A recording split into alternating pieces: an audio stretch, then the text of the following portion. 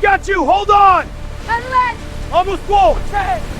On 3:12 in the morning, September 14th, 2026. 40 nautical miles off the coast of San Diego. I am lying on my back on a piece of hull plating, roughly 4 feet wide and 6 feet long, and I am reading the stars. Not because I have nothing else to do, because I need to know exactly where I am. The Pacific moves beneath me with the slow indifference of something that has been here since before the first human being looked up and named the sky. It does not care that I have been on its surface for 72 hours. It does not care that my lips are cracked down to raw skin or that my left shoulder has been aching in the deep specific way of old scar tissue that has been cold for too long. It does not care about any of the things I am carrying. The ocean simply moves. And I move with it, and I read the stars, and I calculate. There is Polaris.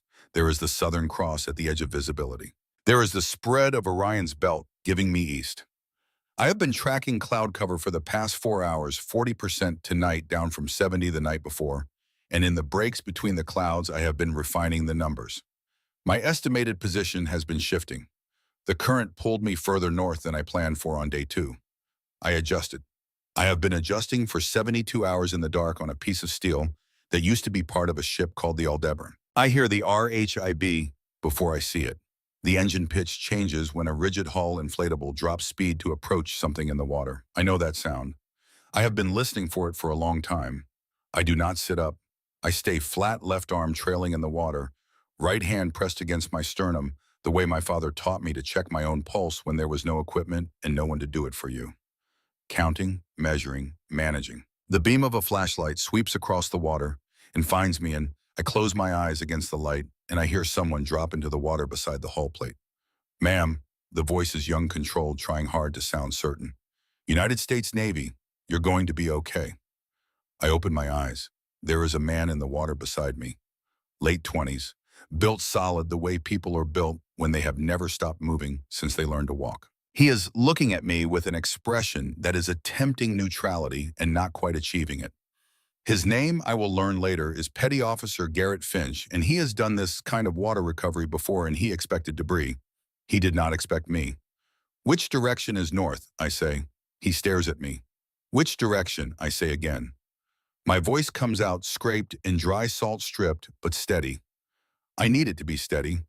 "I need to verify my position," Finch points. I look where he is pointing. I look back at the stars. I make a small internal correction, the kind that shows on a person's face only if you know what you are looking for.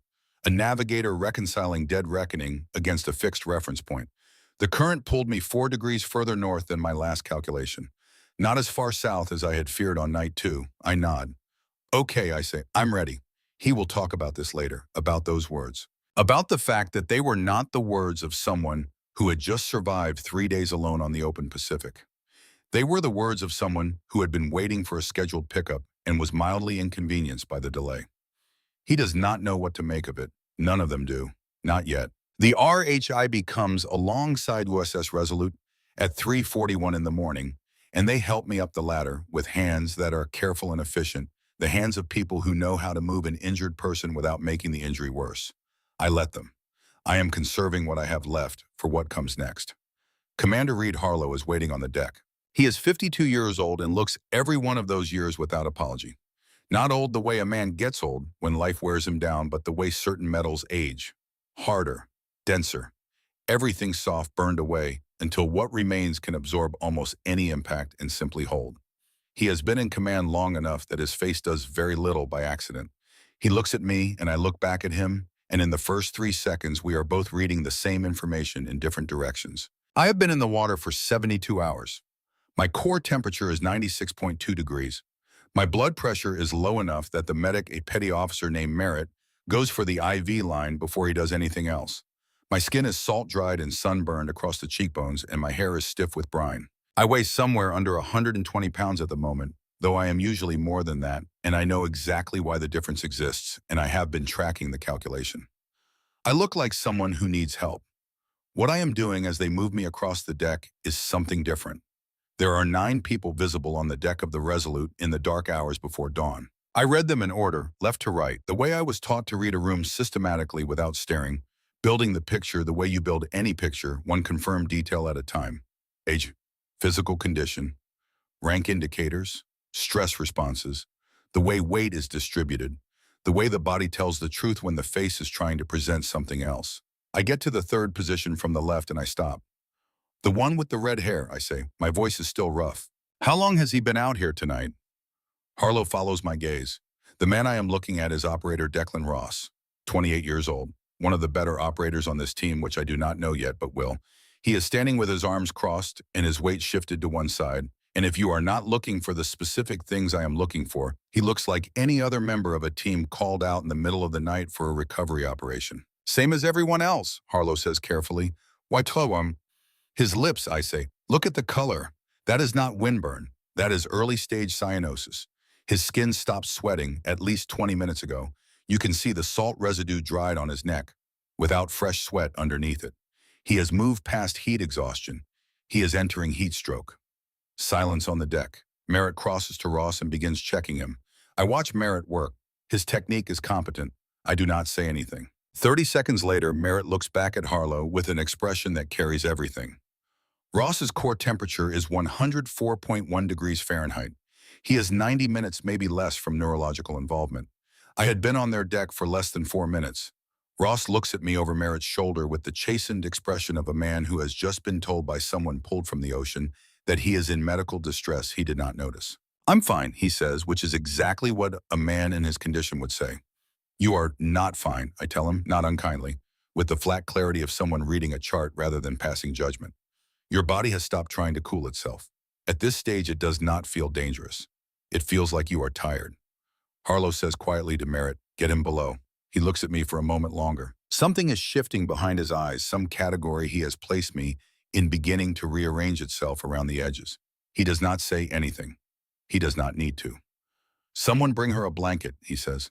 The medical bay on the Resolute is clean and functional, designed for field medicine at sea with everything in its place and nothing extra. Merritt runs the IV line, and I watch his technique with the attentive eye of someone who has been trained in the same discipline and is noting without critique the small differences between his method and mine. He is good. He reaches for the cooling pack, and I say quietly, occipital region first, then axillary. Better core temperature reduction. He pauses. He repositions the pack where I indicated. In the other corner of the room, Ross is laid out on the second table with an IV in his arm, and cold packs placed correctly now, his color already beginning to improve. He is staring at the ceiling. You okay? I ask him. He turns his head and looks at me. Going to be fine, he says. Thanks to you, apparently. I nod once. No performance of modesty, no deflection, just the clean acknowledgement of a task completed. Rest, I say. Fluids. Do not let them clear you for full duty for at least 12 hours regardless of how you feel. Yes, ma'am, he says. He means it both times. The door opens and Chief Owen Burke comes in. He is 47 years old and has the particular stillness of a man who has spent many years in environments where noise and unnecessary movement were liabilities. Not passivity, containment. Everything managed, nothing leaking out that he has not decided to release. Salt and pepper haircut close. A face that has been outdoors for a long time in conditions that were not recreational. Hands that are large and careful, the hands of someone who has used them for a great many purposes over a great many years. He stands in the doorway and looks at me. I look back at him.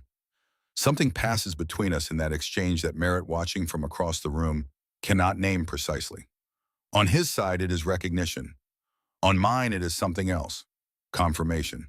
The way a key fits a lock that has been waiting a long time. You're alive, Burke says. I'm alive, I say. He nods once slowly as though that single fact has just resolved a question he has been carrying without showing it. He leaves without another word. Merritt looks at me. You know Chief Burke. I am looking at the door he went through. Not exactly, I say, but my father did.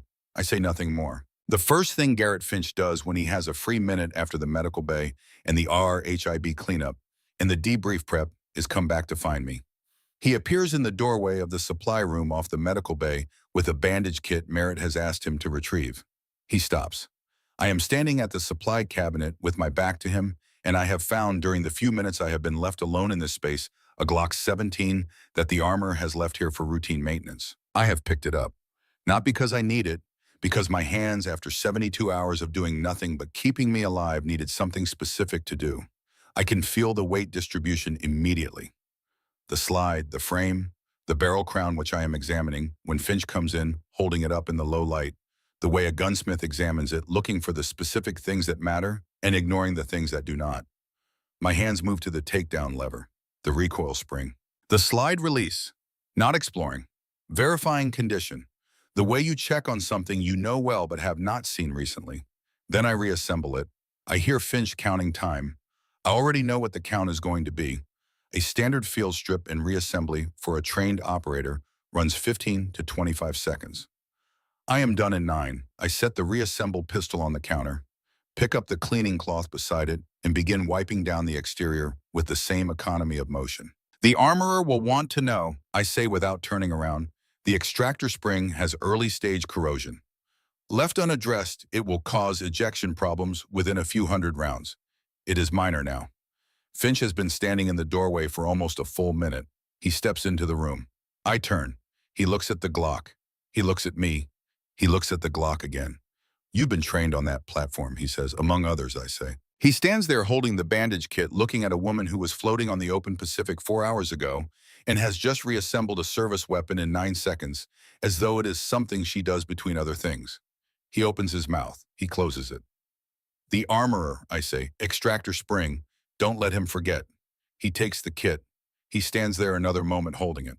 Who are you, he asks, genuinely, with the honest puzzlement of a man who has placed someone in a category and watched that category quietly, thoroughly dissolve. I look at Garrett Finch. A corpsman, I say. That is all I say. I say it without edge, without the slight emphasis that would make it a correction or a deflection. I say it the way a person states a fact that is completely true and completely incomplete at the same time and knows it and has decided that for right now in this place with this man, the incomplete version is what the situation calls for. He leaves the room. He is not convinced. He is not supposed to be. They debrief me at 5 in the morning in the operations room 2 decks above the medical bay. Harlow, Burke, Finch, Merritt, and 2 other operators whose names I am still filing away. My IV bag hangs from a hook on the wall beside me. My core temperature is back to 97.8 and climbing. Harlow stands at the head of the table. He tells the room what he has confirmed my service record, as presented I'm 2 Navy Corpsman military ID in a waterproof pouch in my cargo pocket. He looks at me. What is not confirmed, he says carefully, is what you were doing in the water. He asked me to start at the beginning. I do not start at the beginning. I start exactly where I need to start. I was on a vessel, I say, civilian registered. The name on the hull was the Aldebaran, but the IMO registration number does not match any vessel by that name in the current maritime database. I pause. I went into the water deliberately. The room gets very still. Finch leans back in his chair slowly. You went into the water on a purpose. Yes. From a moving vessel in the dark. Yes. And you calculated your drift pattern and how long? 90 seconds. He looks at the ceiling briefly. That is a significant amount of precise calculation for someone in what I am going to assume was a stressful situation. I look at Garrett Finch with complete professional calm. Yeah, I say, it was a stressful situation. Nothing more. He opens his mouth, closes it again. Harlow moves on. You said you went into the water deliberately. What were you leaving behind? People who needed something I have, I say, and who had decided approximately 2 hours before I left that I was more useful to them without the ability to refuse. They were going to, I chose not to find out, I say. The water was the better option. Harlow's jaw tightens almost imperceptibly. Not anger, the restraint of an experienced commander who understands that pressing harder right now will close doors that are better left open. What kind of information, he asks. I meet his eyes directly. The kind I am not going to discuss in this setting. Sir. A long pause. We will come back to that, he says. Until then, you are a guest on my vessel, medical bay or this room. You will not go above deck without escort. He looks at me. Understood. Yes, sir, I say. The sun comes up at 6:23. I know the exact time because I have been watching the horizon through the small porthole above my bunk, and I calculated the expected sunrise based on date, latitude, and my estimated position, and the sun arrived within 4 minutes of my calculation, which is as close as I could get without instruments. I do not sleep. I lie on the bunk with my eyes open and run the sequence again, the way I always run it when sleep will not come and the mind refuses to stop working.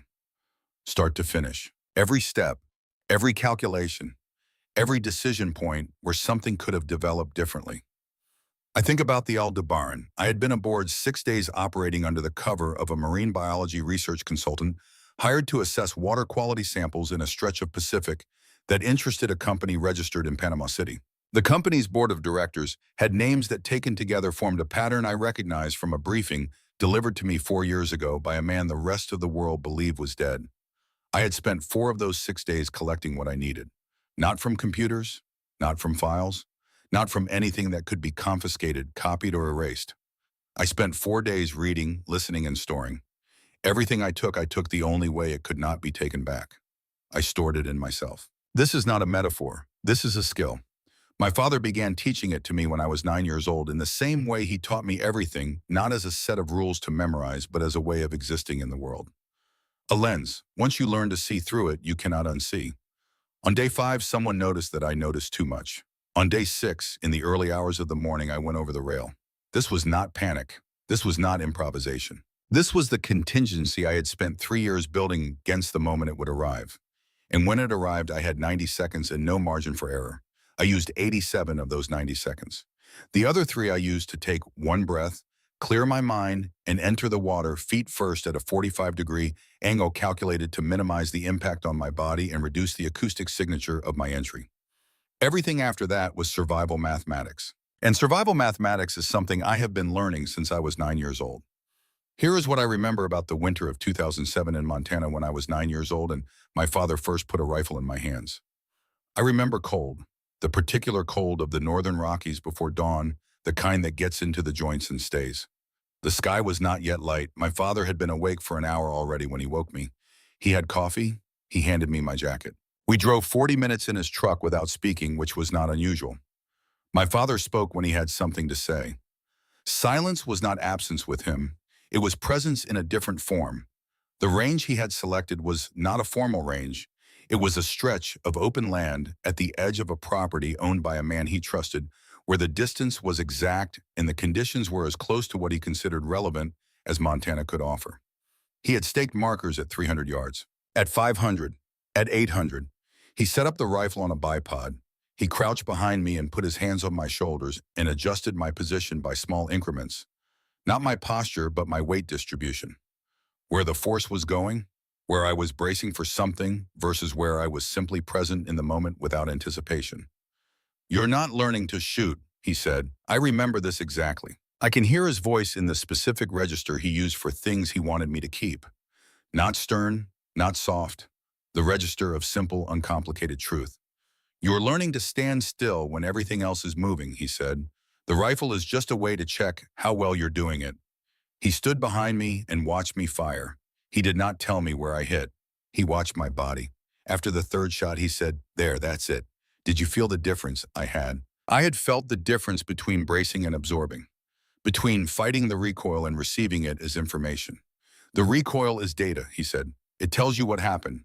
Don't resist it, read it." We stayed at that range until the sun was fully up and the temperature had climbed to something almost tolerable. He asked me questions the whole time, not about the shooting, about what I was noticing, the wind at 300 yards versus 500, the way the light changed the apparent distance to the markers, the small differences between shots that felt identical but produced different results. He was not teaching me marksmanship. He was teaching me observation. The rifle was the medium. What he was building was something else entirely. I would not understand this until much later. What I understood at 9 years old was simpler and more immediate. My father woke before dawn and drove 40 minutes in the cold and stood behind me for 3 hours. And whatever he was building it in me with the full weight of his attention, and that attention felt like the most complete thing I had ever been given. I did not know then that he was working against a deadline he could not tell me about. I would learn what Harlow did next only later when Burke told me in the spare factual way that Burke conveyed information he had already processed and filed.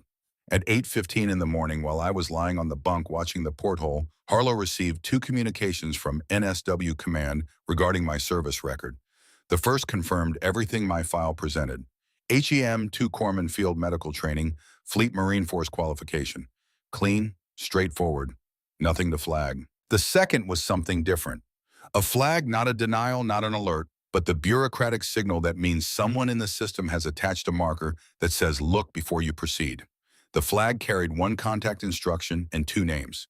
The first name was Master Chief Petty Officer Douglas Vance, Naval, Special Warfare Command, retired. The second was Director Leonard Cross, Defense Intelligence Agency Senior Advisory Division. Harlow called the number beside Vance's name. Vance picked up on the second ring and said he already knew that he had been tracking the thermal recovery reports from the regional Coast Guard network since 4 in the morning and that he would be there in 40 minutes. He hung up before Harlow could ask anything else. Harlow went to find Burke on the deck. Burke was looking at the water with his hands behind his back, his face doing nothing at all. Harlow said, "You know her." Burke said, "I knew her father." And from there, the conversation went where it had to go, the outline of a thing that Burke could not fully explain in a few minutes on a deck in the early morning, but enough. Enough for Harlow to begin assembling the shape of it. The promise I made when I was 14 years old was specific. I made it to my mother standing in the kitchen in Billings on the morning they came to tell us, with both my hands flat on the table and my eyes open and my voice steady, because that was what she needed from me. And giving people what they need in the worst moments of their lives is something my father spent years building into me without ever calling it by name. I kept the promise. I kept it until the moment it was no longer the right thing to keep. My father told me I would know when that moment arrived. He was right. Douglas Vance arrives at Naval Amphibious Base Coronado at 8:47 in the morning, and I know he is coming before anyone tells me. I know because Owen Burke has been different since he left the medical bay. Not visibly different, Burke does not do visible, but there is a quality to his stillness that has shifted the way the air shifts before a front moves through. Something that was waiting has started moving toward its resolution. I am sitting on the edge of the examination table with my feet on the floor and my hands in my lap when Harlow comes back in. He looks at me the way he has been looking at me since 3 in the morning, with the careful attention of a man recalculating something he thought he had already figured out. "There's someone here," he says. "He's asked to see you." "I know," I say. Vance comes in a minute later, and when he does, the room gets smaller. In the way rooms get smaller when someone who has been carrying significant weight for a long time finally sets it down in a specific place. He is 61 years old, built compact and deliberate, with white hair cut to the length of a thumbnail, and the tan of a man who has been outdoors for decades in conditions that were not recreational. His hands are the first thing I notice. Large, careful, the hands of someone who has used them for a great many purposes and learned from all of them. He looks at me. I look at him. Between us, there is the memory of a man neither of us has seen in a very long time. "You're alive," Vance says. This is the second time this morning I have heard those words. Burke said them at 4 in the morning with the relief of a man releasing a held breath. Vance says them differently, with the weight of someone who has been doing the math on probability for 72 hours and has finally been given a result he was not certain would come. "I'm alive," I say. He pulls a chair from the corner and sits in it, and something about the way he does it tells me he is settling in for the kind of conversation that cannot be rushed. "Tell me how you got off the Aldebaran," he chooses, so I tell him. Not everything, not yet, but the shape of it, the 6 days aboard, the 4 days of collecting what I needed in the only way it could not be taken. The moment on day 5 when someone noticed that I noticed too much, the 90 seconds on day 6, Vance listens the way he has listened to operational briefings for 30 years, with everything engaged, every detail placed carefully in its correct position relative to every other detail. When I finish, he is quiet for a moment. Then he says, "The flag on your file, you knew Cross's name would be on it." "I knew it would be there," I say. "I needed someone with enough rank and institutional credibility to find it before Cross could manage the notification himself. This is the window. Whatever the next few hours produce, this is it." Harlow, who has been listening with his arms at his sides and his jaw set at the angle it sets when he is processing something that does not fit neatly into any existing category, says, "Burke." He does not say it loudly. "You've been on this team for 8 months. Burke looks at the floor. When he looks up, his face is doing what it always does, giving away almost nothing, giving what it gives with precision. "Frank Cole asked me to," he says. Harlow is still for a moment. "Frank Cole is dead." "No," Burke says quietly. "He is not." The room changes, not loudly, not with any dramatic shift in the light or the temperature. It changes the way understanding changes a room invisibly, completely all at once. "Frank Cole went into the water in 2012, Burke says. "Not this ocean, the Indian Ocean off the coast of Somalia. He did not die there. He chose to disappear there because the alternative that was being arranged for him, was permanent and irreversible. He had approximately 72 hours of warning. He used them." Burke pauses. "He has been building something for all the years since. And when the indicator suggested that what he was building was approaching the moment it needed to arrive, he asked me to place myself here. Harlow looks at me. You knew. I knew he was alive, I say. I have known for 4 years. I knew Burke was here. I look at Burke. I saw your name on the transfer request when I was planning the Aldebaran operation. My father does not make moves without a reason. He placed himself here, Harlow says slowly, knowing you might surface. He placed himself here, Burke says, knowing that if she surfaced in the right location, she would need someone who could confirm her identity without going through official channels that Cross has access to. He pauses. And because Frank asked him to. The silence that follows is not empty. It is the silence of several people absorbing the weight of a thing that has just become real in a new way, a thing that has existed for years as an absence, and has now, in this room, acquired presence. I look at my hands. I turn them over once, palms up, then palms down. Then I set them flat on my thighs and look at Vance. We have a timeline problem, I say. I know, Vance says. The notification protocol on my file means Cross's office has already been alerted to my official contact. I know that too. He leans forward, forearms on his knees. How much do you have? Everything I say. Account numbers, corporate registrations, the complete financial chain, the mission designation from 1993, the names and contact protocols for the 3 surviving operators. I pause. And the elimination order. My father transmitted the authentication codes for the document archive last year through a channel I have been using since 2020. All I need is a protected line to Lorraine Wexford and a window of approximately 11 minutes. Vance looks at Harlow. Harlow looks at me. Then Ghost, one of the other operators, comes through the door with his face at the specific angle that means something has changed. There is a training exercise in the coastal range east of San Diego, one of Harlow's teams. A live threat has appeared on the perimeter, a shoot of real intent, not a scenario. Elevated position approximately 820 meters from the primary operating area. He has already fired twice. 1 graze wound on an operator named Hutchkins, 1 miss on a vehicle. The team is pinned, their own sniper has taken a fragment to his right forearm. Not life-threatening, completely disabling for the task at hand. They need a qualified sniper. They need one in the next 30 minutes. Harlow looks around the room. He goes through the calculations that a commander goes through when the options are limited and the stakes are not. Then he looks at me. I have already set my coffee down. 820 meters, I said, well, approximate. Best estimate, elevated position, some crosswind, daylight. I am quiet for 3 seconds. 3 seconds is the amount of time it takes me to run the initial calculations, flag the variables I will not be able to solve until I am on the ground, and determine that the variables I cannot solve now are solvable with the information I will have when I get there. Who has the rifle? Barrett M82A1 Remo, Harlow says. 50 caliber. I look at the case leaning against the wall near the door. I already know the weight. I have known the weight since I was 16 years old. I have known the recoil profile, the muzzle rise, the behavior of a 50 caliber round through a standard temperature gradient in coastal California air, the adjustment required for a crosswind of 8 to 12 knots at this range. I know these things because they were put into my hands the way language is given to a child, not as rules to memorize, but as a way of existing in the world. I have not used this lens in all the years since my father disappeared. I made a promise. But my father also told me I would know when it was time. All right, I say, let's go. In the vehicle on the way out, I sit across from Finch with the Barrett case between my feet and my hands resting flat on my thighs, and I do what I do before anything that requires the most precise version of what I am capable of. I breathe. 4 counts in, long hold, slow release.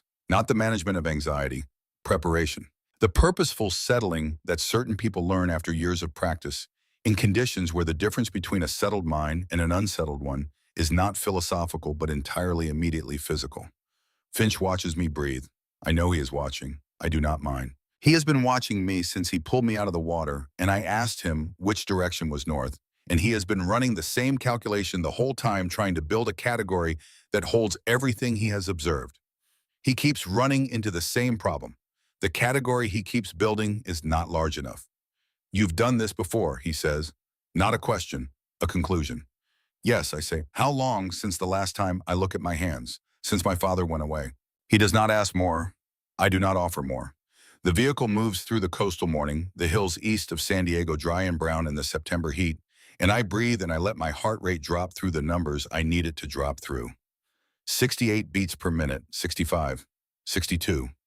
Burke is sitting at the front beside the driver looking at the road. He does not turn around, but I know he is listening. And I know that he is thinking about the last time he watched someone prepare like this in Montana in the cold in the years before everything changed. Ross is in the vehicle too, cleared for light duty over my stated objection. He sits quietly and watches me with the expression of a man who has made a decision about someone and does not need any additional information to confirm it. The vehicle stops. I pick up the case. I get out. The elevated position is a natural ridgeline southeast facing at the edge of a dry creek bed that cuts through the coastal range like an old scar. The team has identified the shooter's probable location, a rock formation at 9 o'clock from the primary operating area, 820 meters distant by laser rangefinder. I walk the ridgeline for 40 seconds, reading the terrain the way I was taught to read it, not looking for a good position, but looking for the position the ground wants to offer. There is a difference. Most people look for cover. I look for geometry. I stop. Here, I say. Harlow looks at where I am crouching. He looks at the sight line. He says nothing. I open the case. I lift the Barrett out without ceremony. 30 pounds of precision engineering, and my hands know every ounce of it. I set it on the bipod. I settle in behind it. I find the scope. The rock formation comes into sharp definition at 10 power. Two large boulders, east facing good cover on three sides and a clear line of sight to the operating area below. I can see the barrel of a rifle at the edge of the gap between the boulders. I can see in the way a trained eye learns to extract from limited visual information the edge of a shoulder. Not enough, I need him to move. Every person in a static shooting position eventually moves because the human body does not maintain absolute stillness indefinitely, and every movement reveals geometry, and geometry is information. I settle in to wait. 30 seconds, 40, 1 minute. I breathe. The stand of brush at the 400-meter line tells me the wind is running between 10 and 14 knots from the northwest. Variable. Gusty in the way coastal California wind is gusty when a pressure system is building offshore, cycling with intervals. I watch the brush for 3 full cycles and begin to find the pattern.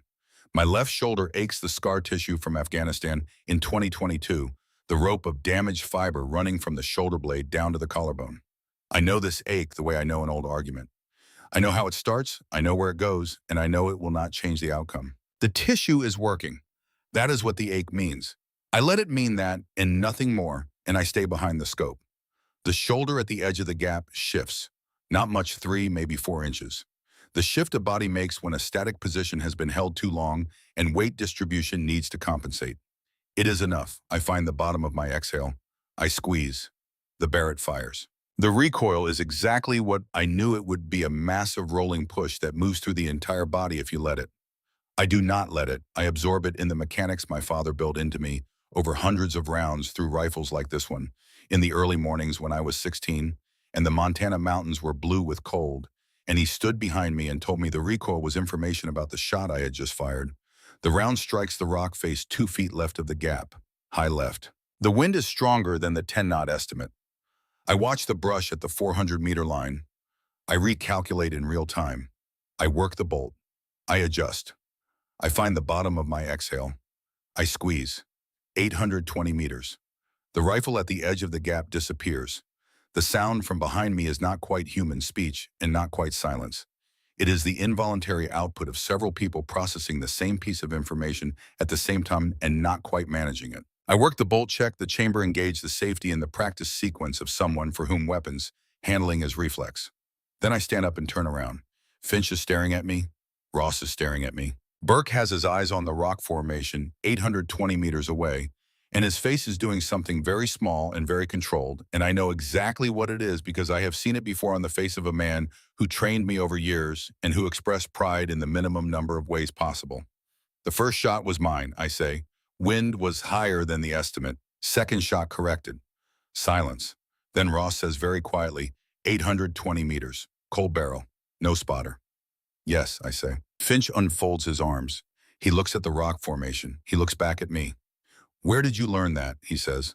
My father taught me, I say. It is the same construction I have used for everything else. The same economy, the same delivery that gives you the fact without the story. But this time, something in it is different. Something I have not entirely managed to stop. Something that moves through my face in less than a second and is gone before anyone who was not specifically watching for it would see it at all.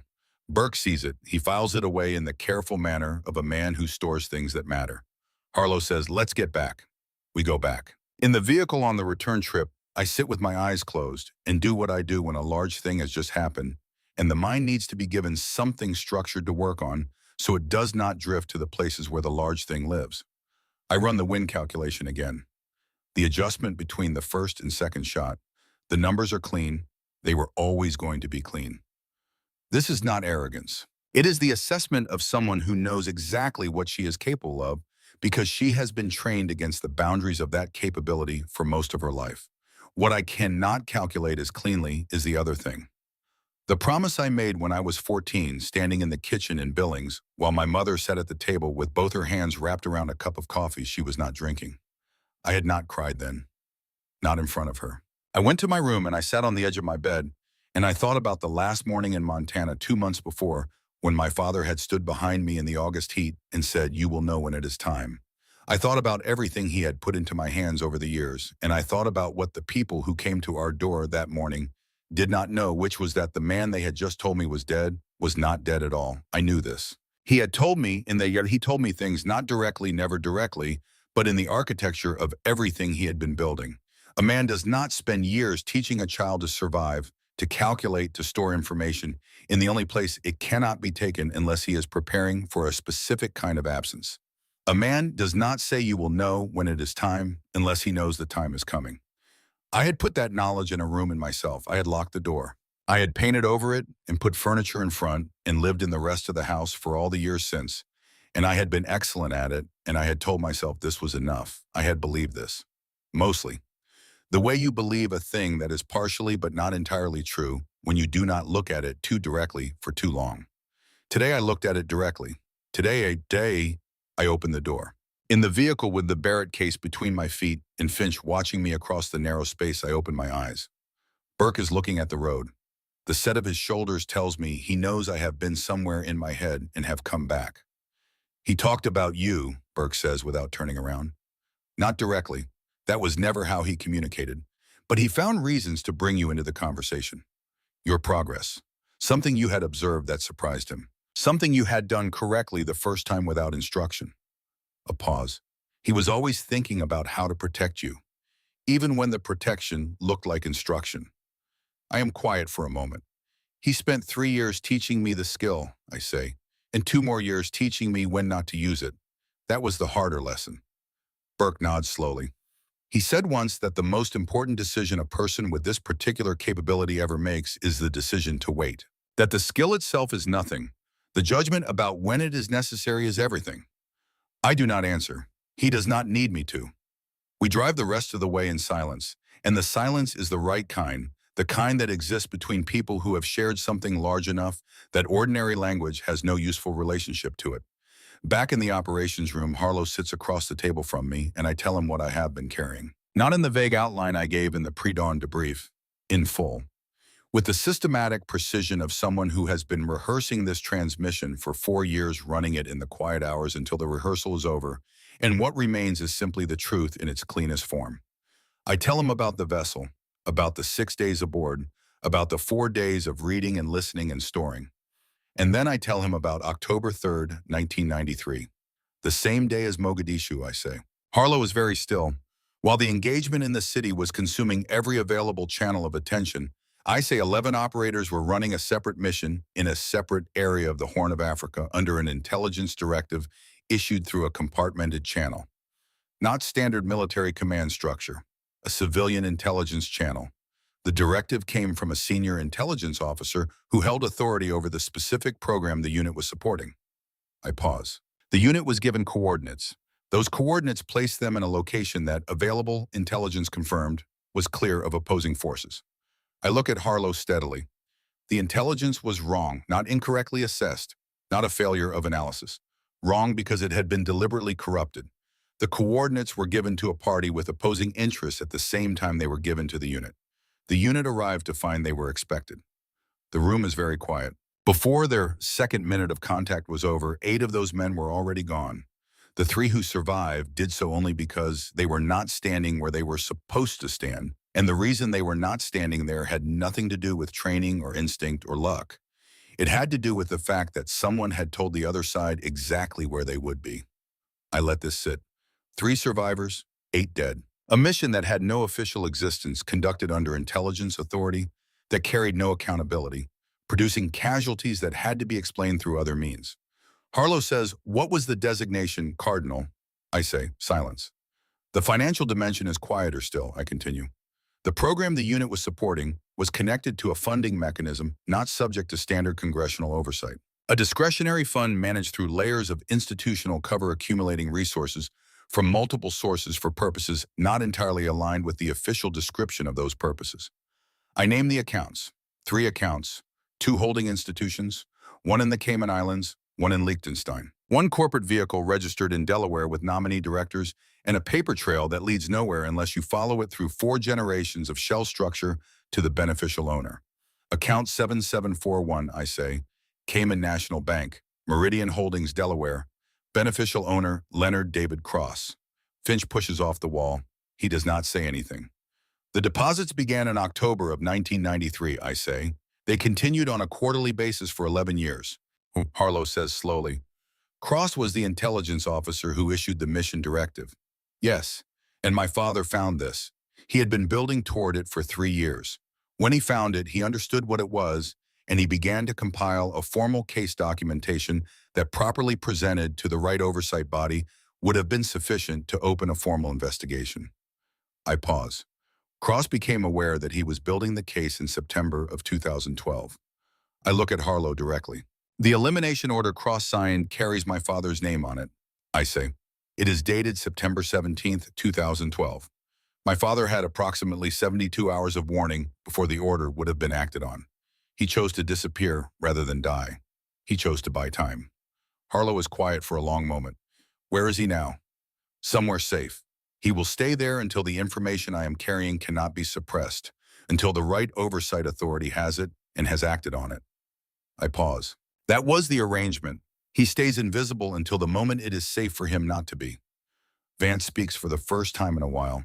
He has been sitting in the corner with his forearms on his knees looking at the floor, and now he looks up. There is a part you have not told him, he says. The program, I say, the fund Cross built in 1993. It did not end. I let this land before I continue. It has been running continuously since then. It is running today. Still funding intelligence operations outside congressional oversight under Cross's management through an updated institutional structure. My father discovered the current iteration before he disappeared in 2012. He transmitted the documentation to me in pieces over 4 years through a channel we established in 2020. I look at Harlow. This is not only about what happened 33 years ago, I say. This is about what is happening now. The Aldebaran was one of the operational nodes in the current funding structure. That is why I was aborted. That is why on day 5 someone noticed that I had noticed too much. The room has the quality of air after a storm has moved through, everything rearranged, the before and the after separated by something that cannot be undone. You have all of this in your memory, Harlow says. Yes, account numbers, corporate registrations, the complete chain. The witness accounts from the 3 surviving operators, my father compiled them and transmitted the contact protocols to me 2 years ago. They are prepared to testify. They have been prepared for 2 years. They are waiting for a signal. What is the signal?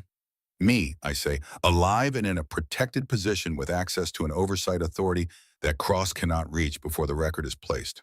Harlow nods slowly. He looks at Vance. Something passes between them. The compressed communication of 2 men who have been in difficult situations before and are recognizing the shape of a new one. Then Ghost comes through the door and his face is at a different angle from the one it was at earlier. Coast Guard intelligence, Ghost says. A vessel matching the Aldebaran's profile and registry history. Running dark, no AIS transponder. 11 nautical miles out. Speed and bearing consistent with intentional approach. I am on my feet before he finishes. Not from surprise. From the recognition of a contingency I assigned a high probability to before I ever went over the rail. The moment my thermal signature appeared in the regional Coast Guard network, anyone monitoring would have had our approximate position. The window from that moment to a response from the Aldebaran has been closing all morning. They want to confirm I have not talked, I say, or they want to make sure the opportunity to do so passes. I look at Harlow. Either way, we are out of time. I need to reach Lorraine Wexford before that vessel gets within effective range. Time to effective range, Harlow says to Ghost. 40 minutes at current speed and heading. 40 minutes. I look at the Barrett case leaning against the wall near the door, and I think about what 40 minutes means if something else changes. Vance, I say, your personal secure channel, the one you maintained for running assets. The infrastructure, is it still intact? Vance looks at me. Your father told you about that. He told me about a great many things. A pause. It runs 2 levels below DIOA monitoring threshold. Technically retired, but the infrastructure is intact. Can you access it from here? He reaches into his jacket and produces a laminated card, a sequence of characters written down, because Douglas Vance has been in enough situations where memory decided to be elsewhere to have learned not to rely on it entirely. With the right authentication, he says yes. 11 minutes, I say. That is all I need. Harlow looks at me for a moment with the expression of a man who has been revising his assessments all morning and has arrived somewhere honest and direct. Then let's make sure you get them, he says. The seawall at night is a different place from the seawall in the afternoon. I know this the way I know most things that matter, not from reading about it, but from being in the specific place at the specific time and letting the place teach you what it has to say. The Pacific has gone dark under an overcast moving in from the northwest. The temperature has dropped 10 degrees since the sun went down. The wind is exactly what the forecast called for: gusty, inconsistent cycling, in the way coastal wind cycles when a pressure system is building offshore and the air cannot decide what it wants to do. I feel it on my face the moment I step out onto the seawall. I read it the way my father taught me to read it, not with instruments. With the sum of what skin and ears and the behavior of the water below can tell you when you have learned to be quiet enough to listen. 14 knots from the northwest, gusting to 18. The gusts follow a pattern irregular enough that a casual observer would call it unpredictable, but with an underlying rhythm that becomes visible if you watch for long enough. I have been counting intervals since we walked out here. I have been building the model in the part of my mind that runs these calculations automatically. The Aldebaran is visible through the scope at 10 power. I recognize it immediately: the configuration of its running lights, the profile of the superstructure, the precise way the bow meets the water at speed. 6 days of proximity put the vessel's geometry into memory with the permanence of things learned in high-stakes conditions. You do not forget the shape of a place that was trying to kill you. I range it, 140 meters in closing. Behind me, Burke and Finch have taken positions at the edge of the seawall. Ghost is on the radio. Vance is back in the operations room with the communications terminal and 11 minutes of work that needs to happen before this vessel gets any closer. I settle in behind the Barrett, bipod on concrete, cheek to stock, eye to scope. Left arm forward, supporting the rifle, the scar tissue along the shoulder blade already registering the cold. I acknowledge it the way I acknowledge all information, briefly, completely, and then I move on. The wind shifts. A gust cycle passes through. I feel it against the left side of my face, read the pressure and duration added to the model. Then the incoming round arrives. I know it is coming approximately 40 milliseconds before it arrives because I hear the change in the air that a supersonic projectile makes when it is passing close enough to matter. The round strikes the concrete to my left and slightly high, the grouping of a first shot from a moving platform at range, when the shooter is still solving the geometry and the vessel is still closing the distance. A fragment comes off the concrete. It catches the outside of my left shoulder, the same scar, and I know immediately what I am dealing with. Not the round itself, a fragment. Concrete, not copper. Muscle and surface tissue, not bone, not joint. The arm is still functional. I do not move. Finch is beside me in the next second. He does not grab me. He positions himself to cover my flank, which is exactly the right instinct, and I note it without comment. Fragment, I tell him. Muscle. I'm still operational. He does not argue. He covers. I stay behind the scope. The Aldebaran has closed to 1,160 meters. I watch the wind. I wait for the gap between gust cycles. I find the pattern in the intervals. The left arm carries the forward weight of the Barrett on its bipod, and I feel the shoulder wanting to compensate for the wound, redistributing load in the automatic way injured tissue tries to protect itself. I direct it not to compensate. Compensation at this distance would express itself in the flight path of the round as clearly as if I had introduced the error by intention. The gap opens. I find the bottom of my exhale, the specific empty space at the end of a breath where the lungs are at rest and the body is momentarily perfectly still. The place where you are neither taking something in nor pushing something out and the body has nothing to fight. In that place I squeeze. 1,160 meters. The forward position on the Aldebaran goes dark. No second shot comes from the vessel. I work the bolt. I keep the scope on the water for 60 full seconds as the vessel's course begins changing, slowly without urgency, the way a vessel changes course when it has determined the objective is no longer viable. They are not coming anymore.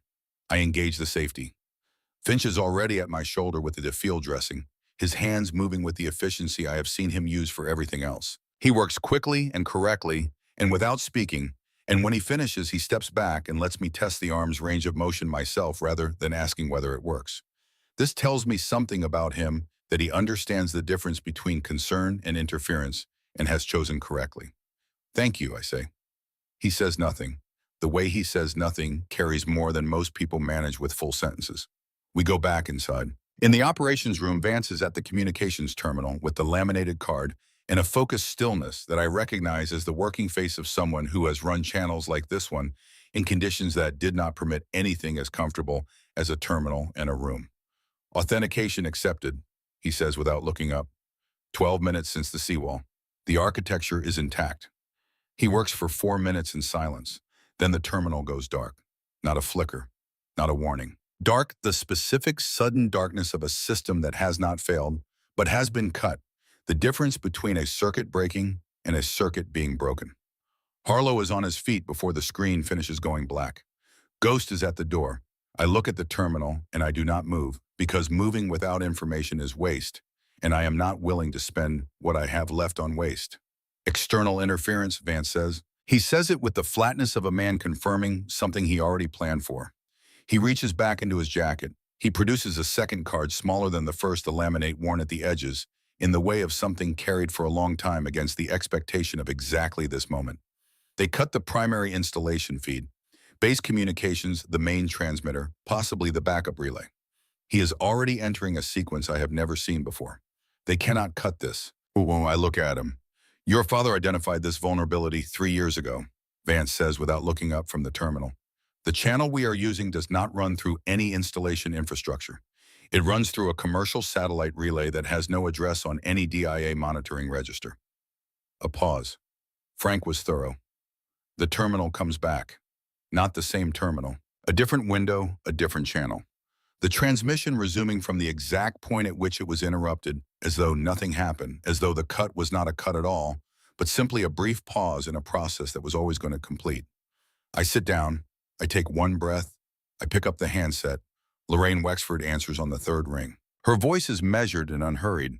The voice of a woman who has been waiting for a call she did not know the exact timing of, and has been waiting with the discipline of someone who prepared thoroughly and then let the preparation rest until the moment it was needed.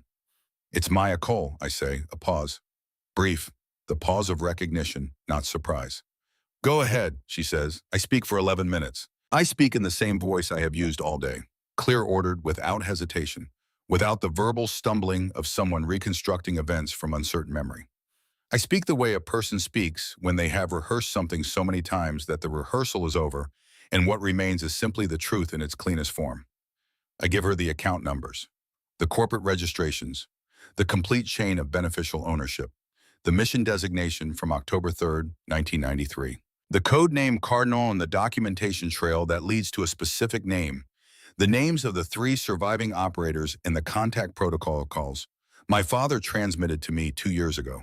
Protocols these men agreed to have been honoring and have been ready to activate at my signal for longer than anyone should have to wait. I give her the location and authentication protocol for the document archive Frank Cole built over all the years he has been gone, the archive that holds the original financial instruments, the fragmented operational records, the elimination order dated September 17th, 2012, and I give her the current program, the fund that did not end in 1993, the updated institutional structure, the operational nodes of which the Aldebaran was one. The complete picture as I carry it built from 4 years of my father's transmissions and 6 days aboard a vessel that did not know I was storing everything I saw and heard in the only place it could not be taken. When I stop speaking, the line is quiet for 4 seconds. Then Lorraine Wexford says, I have it, all of it.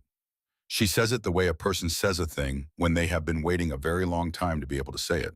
The file is being transmitted to the oversight channel now, she continues. Authentication is being applied. Once received and logged, it cannot be suppressed or reclassified without a full committee vote requiring notice and a quorum that cannot be assembled in less than 72 hours. A pause. You have done it, Maya. I set the handset down. I sit with my back to the room for a moment. The left shoulder aches. The scrape along my cheekbone from 3 days of Pacific sun is pulling tight the way burned skin pulls when the adrenaline starts to ebb. My hands are resting on the table in front of me, and I look at them, both of them, palms down, fingers spread. The hands that have been carrying this for all the years since my father walked out of our lives in Montana. I turn them over, palms up, then I turn them back. I stand up. I turn to face the room. It is done, I say. Ghost comes back in before anyone can respond, and his face is at the angle that means the timeline has changed again. 3 vehicles at the gate, DIA credentials, 2 contractors and 1 principal. I already know the principal's name. How long, Harlow says. 8 minutes to this building once they clear security. I look at the door. 8 minutes is enough. The transmission is already in motion. The channel Wexford is using is protected at a level that Cross cannot move against without triggering the automatic hold that the oversight protocol activates upon receipt. He is not coming to stop the transmission. He is coming because he does not yet know it is too late, or because he does know and he is coming anyway, because men like Leonard Cross do not change their approach when the situation changes. They apply the same pressure through the same channels and wait for the environment to accommodate them, because the environment has always accommodated them for 33 years without fail. This is going to be the first time it does not. Let him come, I say. Leonard Cross is 66 years old, and he looks like 66 years of being very good at something that is not discussed in ordinary settings. He walks into the operations room with the unhurried ease that certain people develop after decades of operating in environments where urgency is a vulnerability and composure is the primary instrument of control. Silver-haired, trim, a suit that fits the way suits fit on men who have been wearing them as working clothes since before most of the people in this room were born. He has 2 contractors behind him, the specific hybrid that private security produces when it recruits from special operations and points the product at different objectives. He looks at Harlow. He looks at Vance. He looks at Burke. He looks at me. His expression does not change. This is itself a piece of information. A man who walks into a room and finds the person he was looking for sitting calm and unrestrained should register something. Relief if his stated purpose was her welfare. Calculation if it was not. What Cross registers is nothing, and nothing in a man of his experience is not the absence of reaction.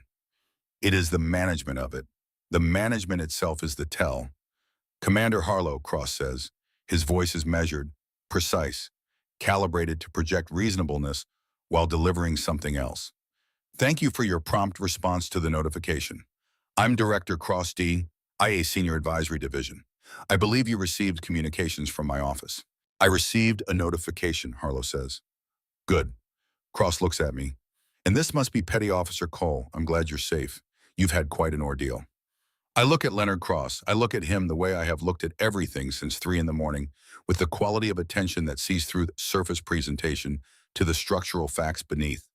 What I see in this man is something I have been preparing to see for 3 years. I have built his face in my mind from documents, from fragmentary records, from a photograph in a 2019 congressional testimony transcript that I studied for longer than was probably necessary.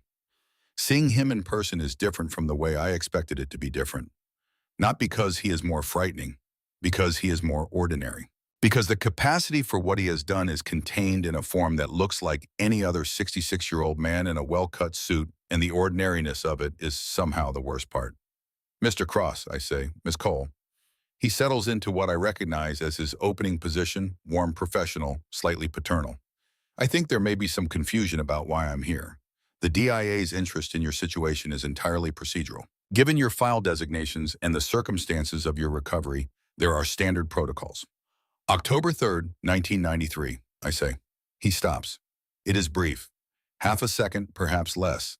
The pause that happens when a phrase arrives that was not expected, that cuts through the prepared language and reaches something underneath it. He recovers immediately. The composure does not crack. But a quality goes out of it, the specific quality that is present when a performance is fully intact and absent when the performance is running on structure alone. I'm sorry, he says. Operation Cardinal, I say. Horn of Africa, a parallel mission unit, 11 operators, coordinates provided through your intelligence directive. My voice has not changed in register or pace. The coordinates were shared with the opposing side before the unit arrived at their position. The room is perfectly still. One of the two contractors shifts his weight. The other does not move at all. Cross looks at me for a long moment. He looks at Vance. He looks at Harlow. He looks at Burke.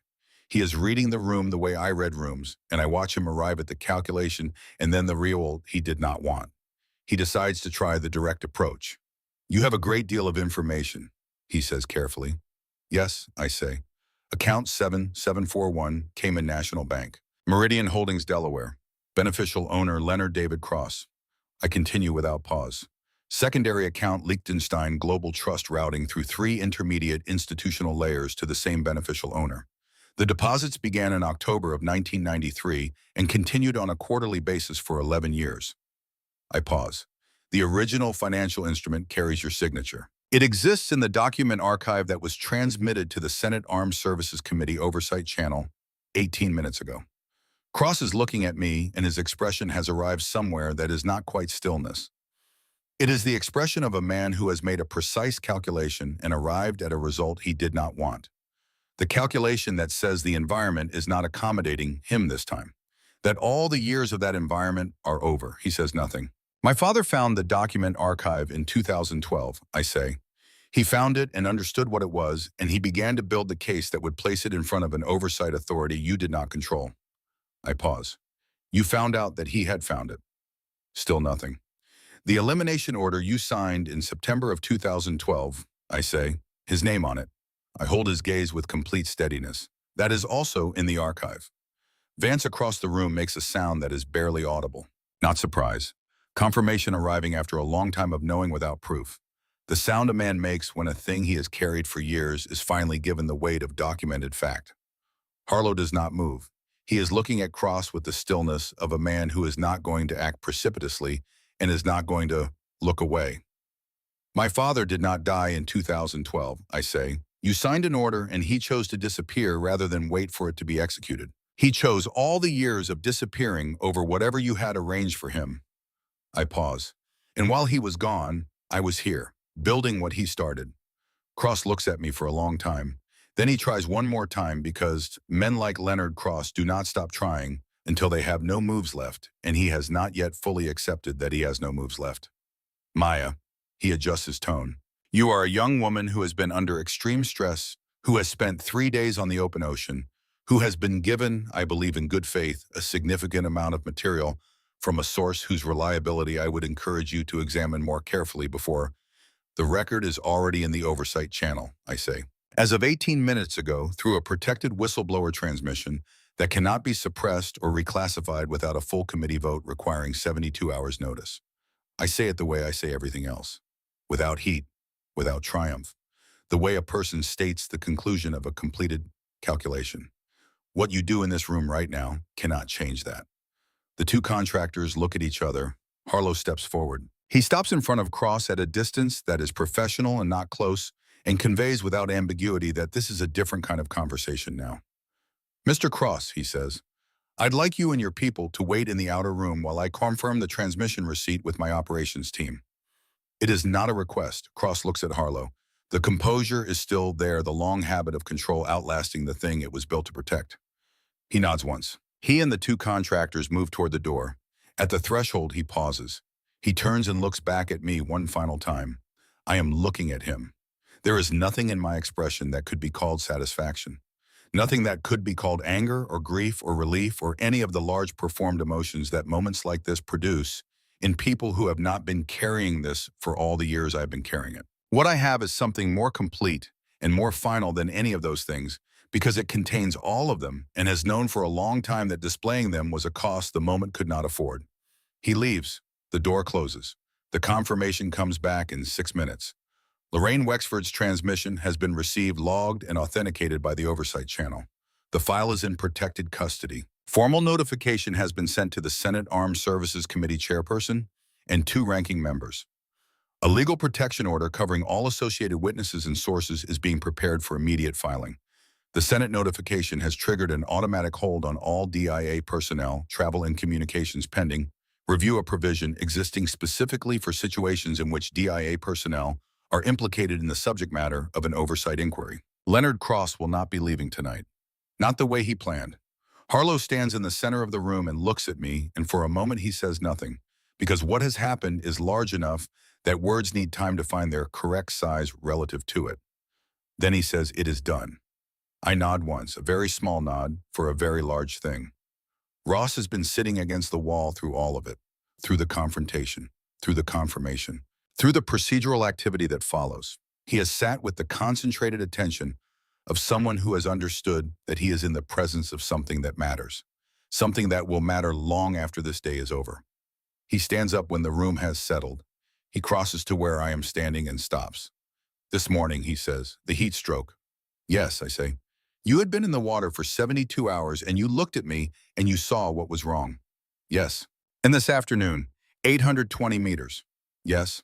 "And the seawall tonight, 1,160 meters." With that, he looks at my left shoulder where Finch's field dressing is doing its job under my sleeve. He is quiet for a moment, building towards something with the care of a man who understands that what he is about to say is the kind of thing that one day said becomes the thing he remembers saying for the rest of his life. "I'm going to tell this story," he says, "for the rest of my life. Not the classified parts, the parts that can be told, the parts about what you did and who you are." He pauses. "I want you to know that." I look at Declan Ross. 12 hours before full duty," I say. "I mean it this time." He almost laughs. He nods instead with a warmth in it that says everything the laugh would have said. He goes to find somewhere to sit. Finch comes to me next. He walks to where I am standing and stops and looks at me with an expression that has traveled an enormous distance since he dropped into the water beside my hull plate at 3:12 in the morning and pointed north when I asked him which direction it was. "I was wrong twice today," he says. I wait. "On the deck this morning, I looked at you and I saw what I expected to see. I didn't look past it." He pauses. "In the vehicle on the way to the range, I watched you prepare, and I knew I had been wrong. I knew it before we got there. I should have said so before the shot, not after." "Why does the timing matter?" I ask. "Because saying it before means something different than saying it after," he says. "After is easy. Anyone can be right after the fact." He holds my gaze. "I'm sorry I didn't say it before." I look at Garrett Finch for a moment with the full weight of my attention. "You pulled me out of the water at 3:12 this morning," I say. "You got your hands under that piece of hull plating in the dark Pacific and you got me up. Everything after that was possible because of that." He had not thought of it that way. I can see that. "You were doing your job," I say. "Everything else followed from that." He stands with this for a moment. Then he nods once slowly with the manner of a man accepting something and intending to carry it properly. "Yes, ma'am," he says. He steps back. Burke is last.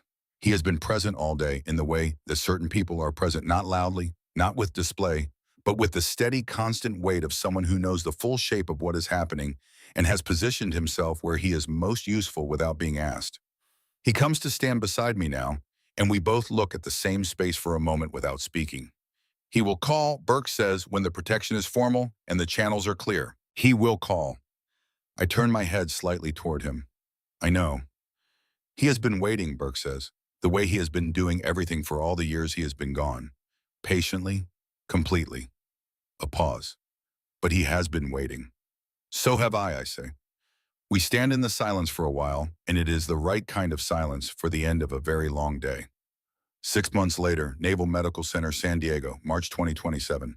The classroom holds 22 people comfortably, which means the 18 currently seated have room to breathe and enough proximity to each other that what passes between them during the course of a session can be felt rather than just heard.